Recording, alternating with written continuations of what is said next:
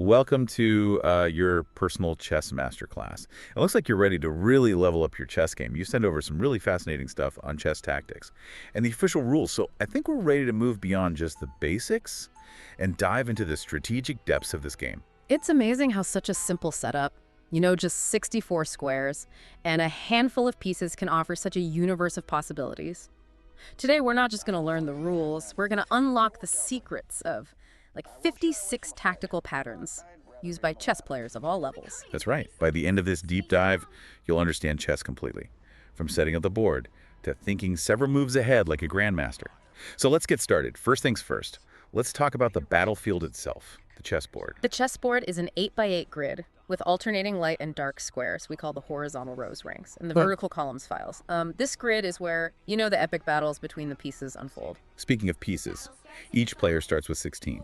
A king, a queen, 2 rooks, 2 bishops, 2 knights, and 8 pawns. Have you ever heard the saying, queen on her own color? It's a helpful tip.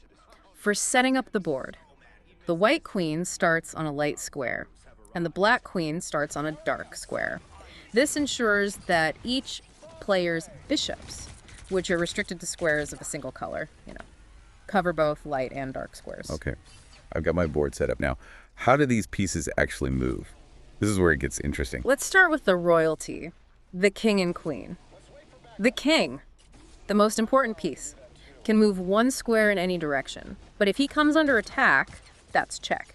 And you absolutely have to get him out of danger. That makes sense. Now, what about the queen? She looks pretty powerful. The queen is the most versatile piece on the board. She can move any number of squares, horizontally, vertically, or diagonally, making her a formidable attacker and defender. Next up, we've got the rooks. What's their story? Rooks are the heavy artillery of your army. They move any number of squares, horizontally or vertically, making them powerful on open files and ranks. They excel at controlling straight lines of attack. Okay, so rooks are all about straight lines. Now, how about the bishops? They seem a little more limited. Bishops move diagonally, any number of squares. But they have one crucial limitation. They must stay on squares of the same color throughout the game. This means you have 1 bishop controlling light squares and 1 controlling dark squares, creating a dynamic interplay. All right, we've covered the king, queen, rooks, and bishops. Now, what about those mysterious knights? Their movement always seemed a little strange to me. The knight is the trickster of the chessboard. It moves in an L shape, 2 squares in one direction, then 1 square perpendicularly. This unusual movement allows it to jump over other pieces, making it master of surprise attacks, and forks, where it attacks 2 pieces simultaneously. So knights are all about creating chaos and unexpected threats. Fascinating. Finally, let's talk about those humble pawns. They seem pretty straightforward, just moving 1 square forward at a time. Pawns might seem simple at first glance, but they're full of surprises. They move forward 1 square at a time, except for their initial move, where they have the option of advancing 2 squares. But here's the catch. Pawns capture diagonally forward. This unique capturing pattern makes them tactically important, especially when they reach the other side of the board. Wait, what happens when a pawn reaches the other side? That's when they get promoted. They can transform into a queen, rook, bishop, or knight of the same color. Most players choose a queen because she's the strongest piece. Imagine having 2 queens on the board. That would be a game changer. Speaking of game changers, we haven't talked about special moves, like castling and en passant. These sound pretty intriguing. Castling is a defensive maneuver. That's also considered a developmental move. Helping to activate your rook, you move your king 2 squares towards one of the rooks, and that rook jumps over the king to land on the adjacent square. But there are some rules about when you can castle, right? Absolutely. Neither the king nor the chosen rook can have moved previously. There can't be any pieces between them, and the king can't be in check or pass through a square that's under attack. So castling is a powerful move with both defensive and offensive implications. It sounds like timing is key. Now, what about en passant? That one always seemed a bit mysterious. En passant is a special pawn capture. That only happens in a specific scenario. Imagine your opponent's pawn advances 2 squares from the starting position, landing beside your pawn. You have the option of capturing it, as if it had moved only 1 square. It's like a sneak attack.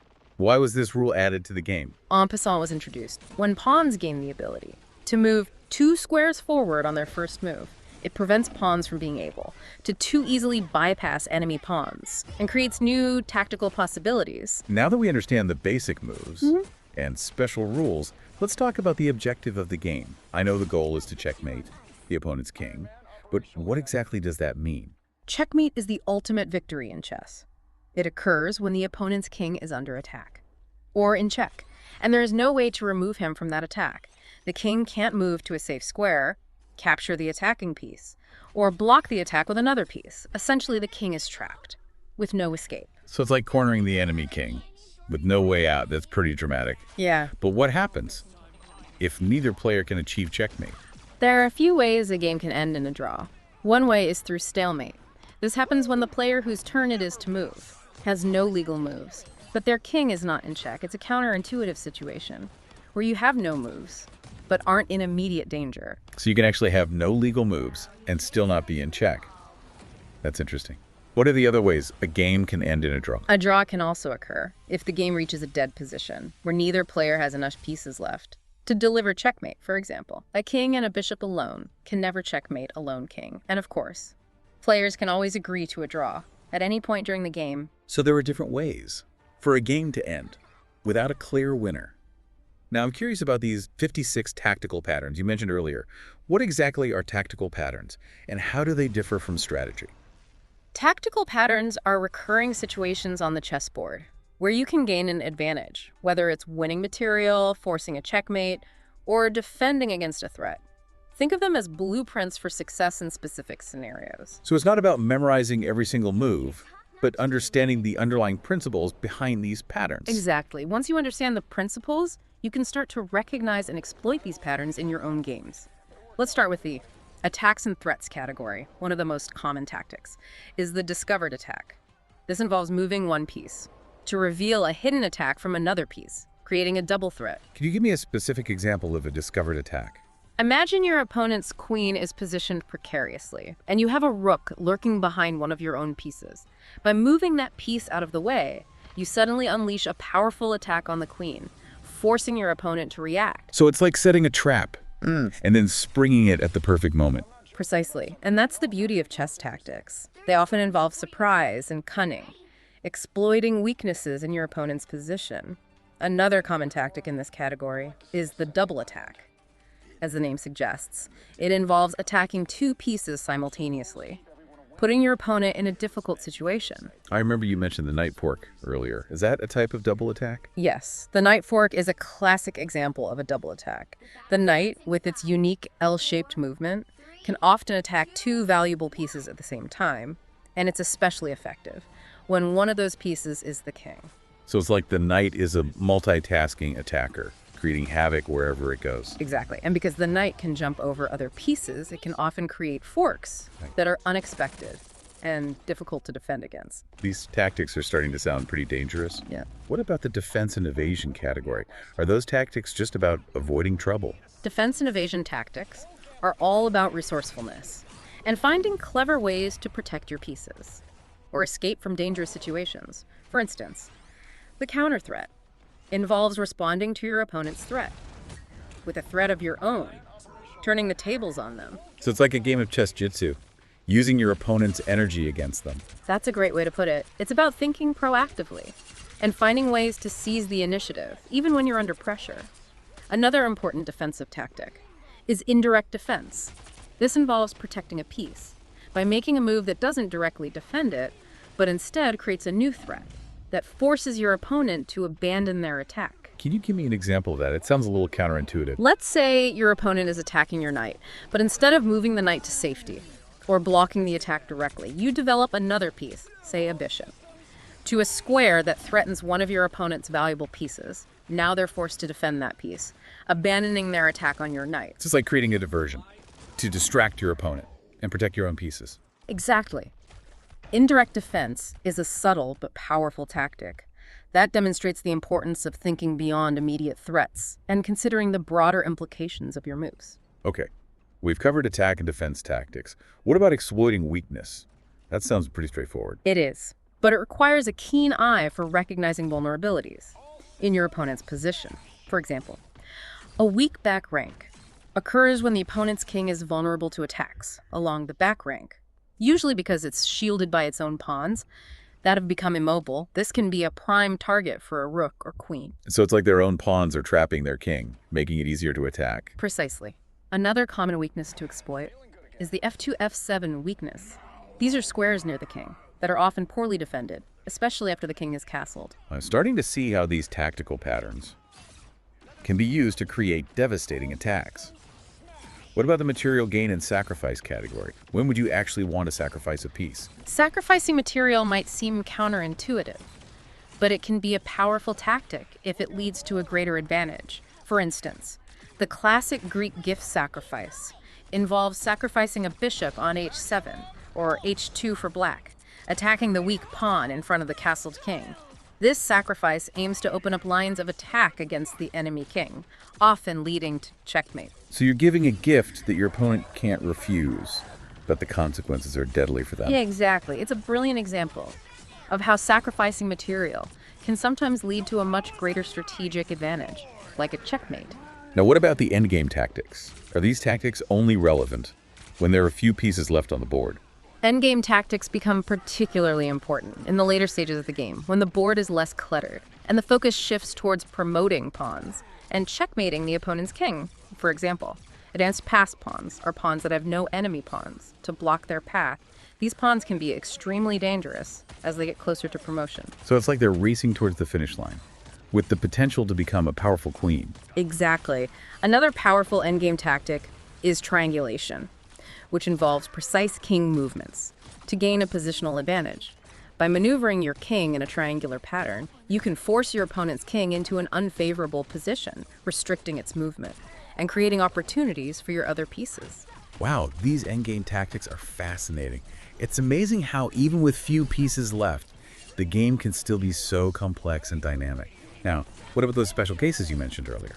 The special cases category includes tactics that don't neatly fit into other categories. For example, the battery involves lining up two or more pieces to work together, creating a powerful force that can be difficult to defend against. Can you give me an example of a battery? One famous example is Alekine's gun, where two rooks and a queen are lined up on the same file, creating a devastating attack potential.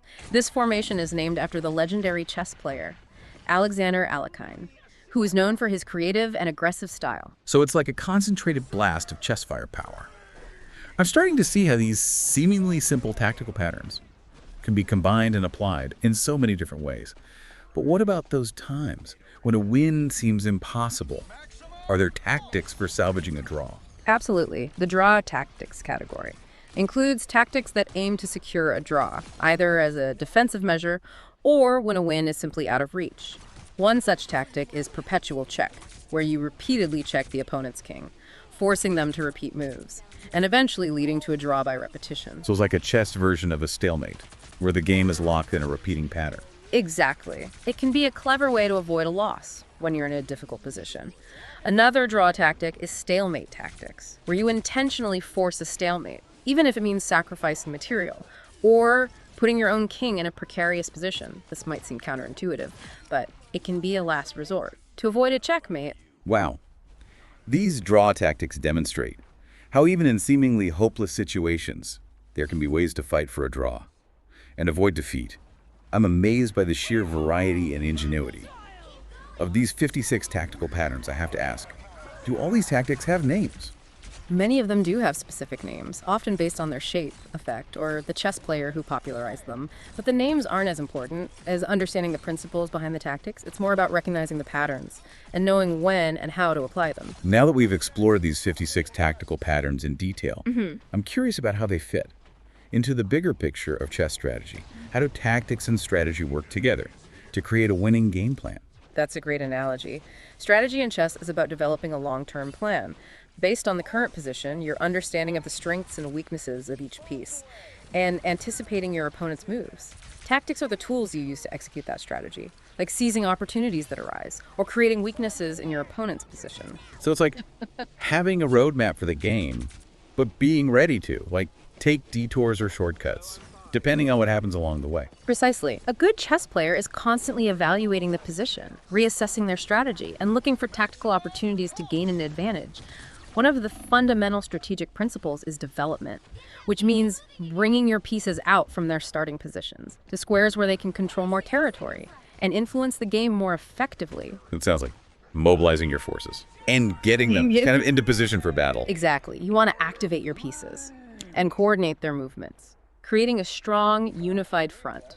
Another key strategic principle is control of the center. The center squares of the board are strategically important because they allow your pieces greater mobility and influence over the game. So controlling the center is like having a commanding view of the battlefield, allowing you to direct your forces more effectively. That's a great way to put it. From the center, your pieces can easily move to different parts of the board, putting pressure on your opponent and limiting their options. Okay, development and control of the center makes sense.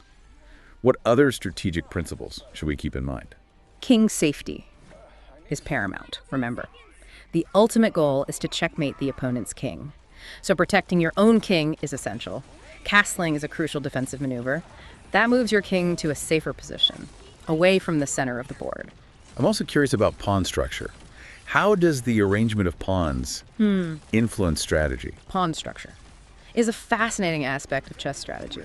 The way your pawns are arranged can greatly influence the flow of the game. Pawns can control key squares, create open files for your rooks, restrict your opponent's pieces, and even determine the nature of the endgame. So pawns are more than just simple foot soldiers. They play a dynamic role in shaping the strategic landscape of the game. Absolutely. Pawn structure is constantly evolving, and a skilled chess player knows how to manipulate it to their advantage. Finally, initiative is a crucial strategic concept. It refers to having the ability to make threats and force your opponent to react defensively. Having the initiative allows you to dictate the pace and direction of the game. So it's about being proactive and making your opponent dance to your tune. Exactly.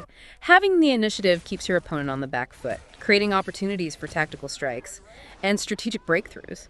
This has been an incredible deep dive into the world of chess, from the basic rules to the intricate tactical patterns and overarching strategic principles. I feel like I've gained a whole new understanding of the game. And this is just the beginning.